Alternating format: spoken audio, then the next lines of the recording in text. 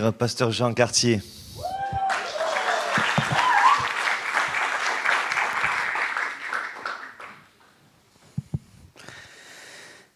Magnifique d'être là avec vous. Merci. Merci à toute l'équipe de Montpellier qui nous accueille. C'est formidable. Les conférences, c'est formidable. Mais alors, en plus, quand on est gâté comme ça, c'est encore plus formidable. Et on peut... Voilà, merci toute l'équipe. Ce qui est formidable aussi, c'est le corps de Christ. Ça, c'est formidable, le corps de Christ. Où est-ce qu'on voudrait être ailleurs qu'ici? Franchement. Même pas dans son lit, c'est nul le lit. J'ai plein de papiers partout, mais c'est pas grave, on va y arriver quand même. Ce qui est formidable aussi, c'est la parole de Dieu. C'est tout ce qu'on a entendu. Encore un grand merci, Pasteur Mireille. Et toutes les portions aussi de chacun. Vraiment, ce qui est formidable, c'est... Je ne vais pas faire un président normal, mais ce qui est formidable, c'est la communion fraternelle. C'est l'histoire qu'on bâtit ensemble. Pasteur Pierre et Cathy qui sont avec nous. Hein, pas magnifique ça, Pasteur Pierre et Cathy qui sont avec nous. Et là, on pourrait citer les uns, Sylvie Miro qui est avec nous. Hein, Sylvie Miro qui est avec nous. J'écoutais Karina qui chantait. Je me rappelle quelques 20 ans en arrière, même plus. 95, ça fait quoi ça? Ça fait plus. Ça fait des cheveux gris en plus. Voilà, juste. Et j'aimerais encourager ceux peut-être qui arrivent là depuis quelques années. Plus on avance et meilleur c'est. Plus on avance et meilleur c'est. D'avoir nos amis belges avec nous. On ne pourrait pas faire de conférence sans eux, hein? Bon, à un moment donné, je vais prêcher la parole. Mais là, si on pouvait, juste, on resterait là. Seigneur, bénis cette parole. Merci pour ce qu'on a déjà reçu. Merci pour ce que tu veux encore nous donner. Bénis ces quelques minutes et puis le partage de Pasteur Mireille. Ouvre nos cœurs, ouvre ta parole, Seigneur, à nos yeux, à notre cœur. On a soif du Dieu vivant. Et ce matin, nos yeux se tournent vers toi. Et on te remercie pour ta fidélité, ta patience, ta miséricorde, ta grâce envers nous, ta bonté. Et cette précieuse parole, Seigneur, au nom de Jésus-Christ. Amen.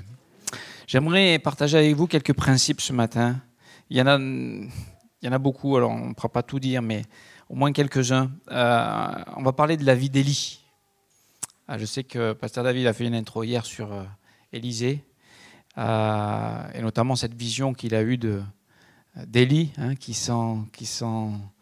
il n'est pas mort, Élie, il a été enlevé.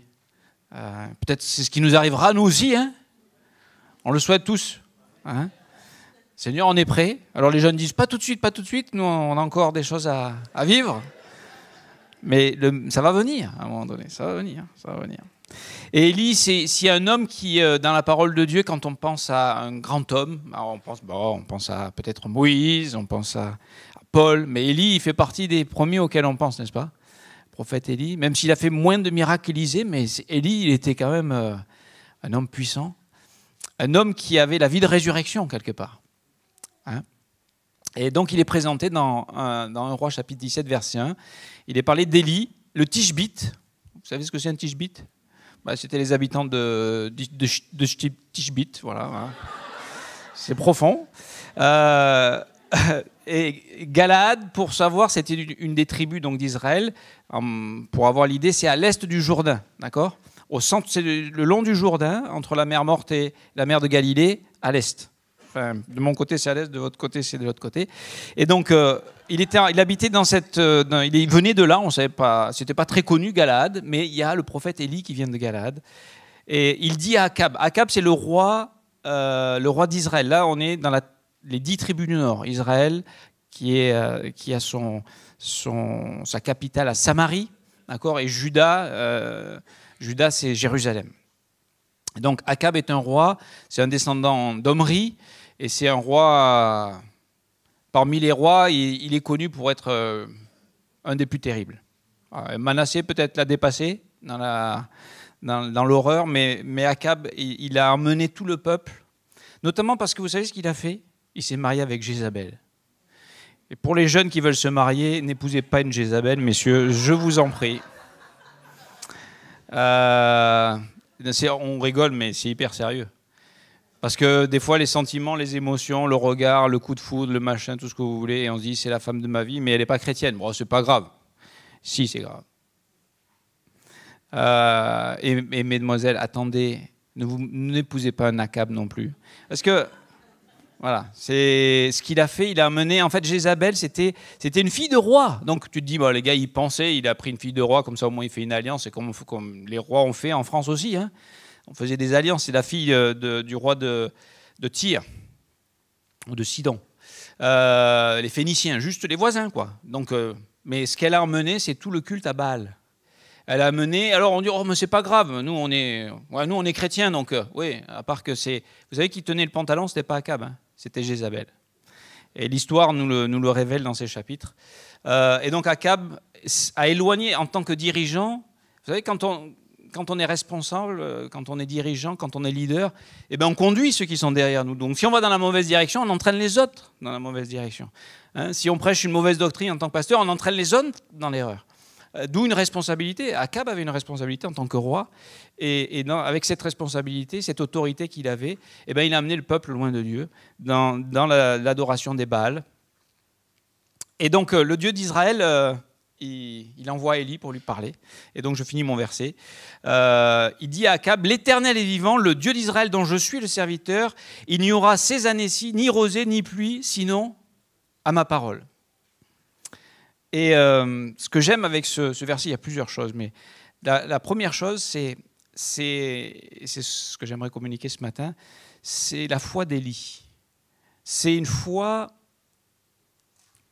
qui parle, c'est une foi qui confronte, c'est une foi qui est pas, je sais pas, une foi timorée, en disant oui, moi, je suis chrétien, mais bon, hein, d'abord on s'occupe de soi, on prend soin de soi, on s'occupe de son avenir, de sa carrière. Le Seigneur, c'est juste pour bénir tout ça. Non, non. Élie, c'est un homme de foi, un homme qui croit que Dieu est vivant. Et nous, ici, je sais, on est des gens qui croient que Dieu est vivant. Et on veut être le serviteur, les serviteurs. Et lui, il est le serviteur de Dieu. Et il porte sa parole. Et en s'engageant dans cette foi, en ayant reçu cette parole au préalable, parce que c'est pas tombé comme ça, hein. On va voir qu'il y a une formation qui suit encore après, mais avant de pouvoir dire ça, c'est qu'il avait déjà une marche avec Dieu, il avait déjà une vie avec Dieu, il avait déjà une communion avec Dieu, il avait déjà une connaissance de la parole de Dieu. Et donc il s'adresse à Akab, et il confronte Akab. Vous savez, on est dans un monde où on n'aime pas trop confronter ici. Hein. Il y a une pression. Allez évangéliser, oh non, oh. Hey, laissons les gens tranquilles. Hein? C'est dur, n'est-ce pas? Je sais, on le fait. Et je fais ça depuis des années, c'est toujours dur. Et on a besoin de quoi? On a besoin de la foi. Une foi qui nous dit vas-y. Et même si c'est des paroles, des fois, quelquefois, c'est la vérité fait du mal à entendre. Et ici, il va lui dire la vérité en face. Et j'aime ça.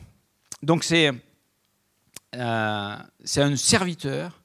Et nous, pourquoi est-ce que nous recherchons, et c'est là la question, pourquoi est-ce que nous recherchons cette vie de résurrection?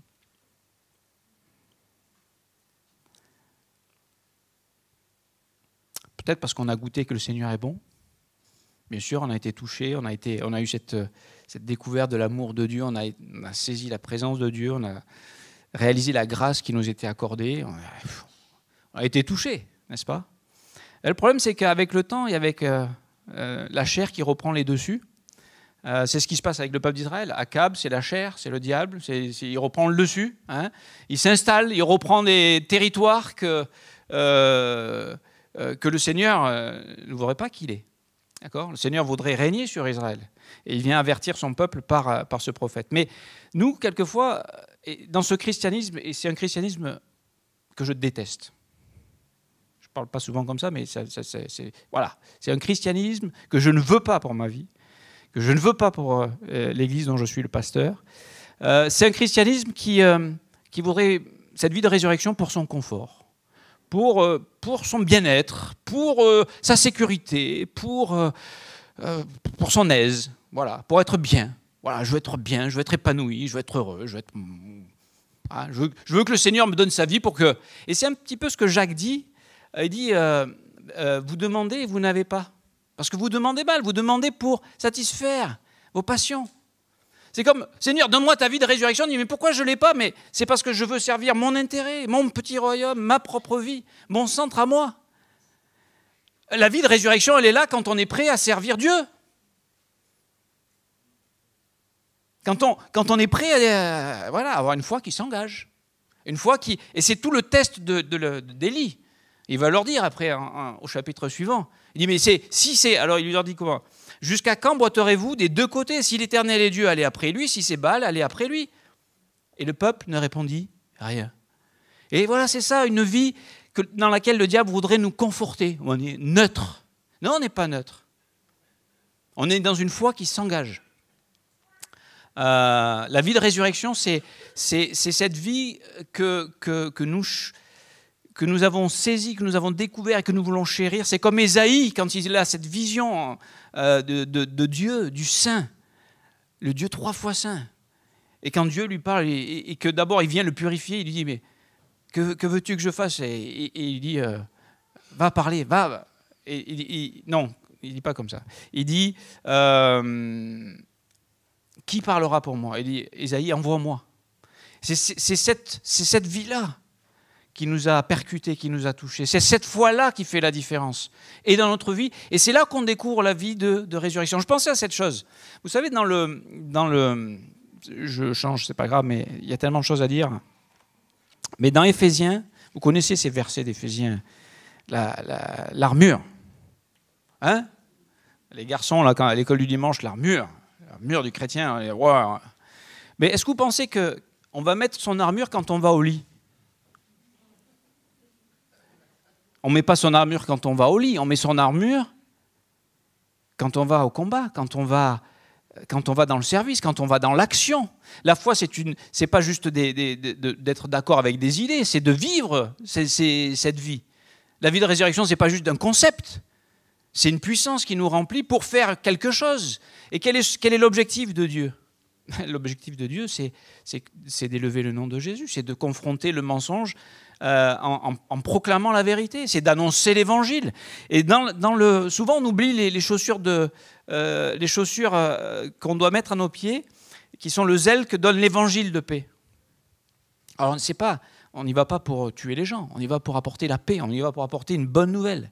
Mais il faut y aller. Et toute cette armure-là, elle a son sens quand on a ces chaussures-là. Mais nous, on voudrait la puissance de cette armure, mais non, je ne prends pas les chaussures. Moi, je reste à ma maison, Vous imaginez faire la cuisine avec une grosse armure, avec un bouclier, avec une épée, ça n'a pas de sens. Ou faire le ménage, ou je ne sais pas.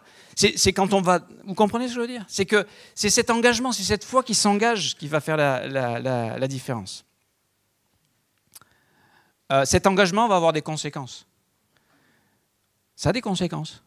La conséquence, c'est que quand il parle à Akab, Dieu lui dit après d'aller se cacher. Parce que Akab, lui, et d'ailleurs, on n'a pas le temps de regarder tout ça, mais Akab va le chercher partout. Il ne va pas le trouver. Parce que Dieu, il est fort quand même. Et on va terminer là avec un deuxième principe pour ce matin. C'est que la vie de résurrection se nourrit. Et l'idée est celle-ci. Quand est-ce que Élie a expérimenté la vie de résurrection? Pensée naturelle, c'est quand il est sur le mont Carmel et que là le feu descend et que tout le monde est convaincu que voilà, l'Éternel est le vrai Dieu. Là c'est la puissance, là c'est la démonstration, là c'est... tout le monde est convaincu. Jusqu'à aller tuer Il était 1 contre 850, 450 de prophètes de Baal et 400 d'Astarté. 1 contre 850. Et c'est pas une Géraldine, Élie. Quand je lisais l'histoire d'Élie, je pensais à Philippe Serraggi, pour ceux qui connaissent, parce que son régime, lorsqu'il a été au torrent de Kérit, c'était du pain et de la viande. Pas de légumes ni de fruits, que du pain et de la viande. Mais c'est intéressant ce pain. Ce pain, c'est Christ, le pain de vie, en Jean chapitre 6. Et cette viande, c'est la Pâque immolée, Christ. C'est la parole de Dieu. Il a encore été mis pour un jour de gloire où Dieu va manifester sa gloire, il y a 3 ans et demi. Alors on ne sait pas combien de temps au torrent de Kérit et combien de temps avec la veuve de Sarepta. Mais pendant 3 ans et demi, il est là. D'accord ? Et il est au torrent. C'est pas juste une flaque d'eau, une mare d'eau stagnante, c'est un torrent, c'est l'eau vive, c'est l'eau bouillonnante, c'est l'eau jaillissante, c'est l'eau de la vie à laquelle il est abreuvé pendant ce temps. Et ça veut dire que cette foi-là, elle est nourrie par la parole de Dieu. Et c'est pour ça qu'après, avec la veuve de Sarepta, ça va être la farine et l'huile. La farine qui nous parle des perfections de Christ, de ses souffrances, de son brisement, de son sacrifice, de sa pureté. Elle est blanche, la farine. De qui est Jésus-Christ. Et il va se nourrir de qui est Jésus-Christ pour être équipé pour ce jour où Dieu va l'élever et il va pouvoir confronter ce mensonge, ces ténèbres. Et on vit dans ce monde-là, nous. Et ce qu'on aura besoin, c'est de nourrir cette foi qui s'engage, cette foi qui se tient debout, cette foi qui continue. Ah si, il faut terminer avec ça quand même. Ce que j'aime avec Élie, vous savez, parce qu'on va dire, oh, Élie, c'est trop fort, Élie. D'accord ? C'est tellement fort que ce n'est pas pour moi. Jacques, chapitre 5 et verset 17. Élie était un homme de la même nature que nous. C'est pour toi et c'est pour moi. Si on accepte cette foi qui s'engage, si on accepte de continuer de nourrir cette foi, si on accepte d'avoir des moments bas, après la montagne, après les succès, après les victoires, il y a des moments dans la vallée, il y a des moments de dépression, des moments où il dit « je veux mourir, j'en peux plus ». On est faible, on n'est pas des super-héros. Dans le sens que, voilà, on n'est pas juste, jamais on est ébranlé. Bien sûr qu'on est ébranlé. Mais on reste attaché à cette foi. Et on laisse Dieu faire son œuvre en nous. Et s'il y a des moments difficiles, même au désert, il peut nous abreuver. Il peut envoyer le corbeau pour nous nourrir dans les moments où on ne s'imagine pas. Il a des provisions, vous savez, les consolations de Dieu. Ça nous fait oublier toutes nos difficultés. Et c'est ce qui fait que notre foi est nourrie, notre foi tient. Et cette vie de résurrection commence à se manifester à travers nous. C'est pas une gloire, ça ? C'est pas un appel merveilleux ? C'est pas ce qu'on désire véritablement ? C'est cette présence, c'est cette vie, c'est cette communion. Et qu'on soit un parfum qui dérange des fois, odeur de mort pour certains, mais odeur de vie pour d'autres. Et c'est cette vie-là qu'on porte en nous, la vie de résurrection. Seigneur, merci pour cette vie. Merci d'utiliser des hommes comme Élie. Merci d'utiliser des femmes qui, voilà, dans notre faiblesse de qui nous sommes. Seigneur, c'est toi qui es puissant, c'est ton esprit, c'est ta vie de résurrection. Et simplement, aide-nous à garder cette foi qui s'engage. Aide-nous à saisir et à nourrir cette vie de la parole, Seigneur, qui va nourrir notre foi. Et à accepter, Seigneur, d'être ce qu'on est. On est faible, Seigneur, mais toi, tu es fort et tu es suffisant pour chaque situation. Au nom de Christ. Amen.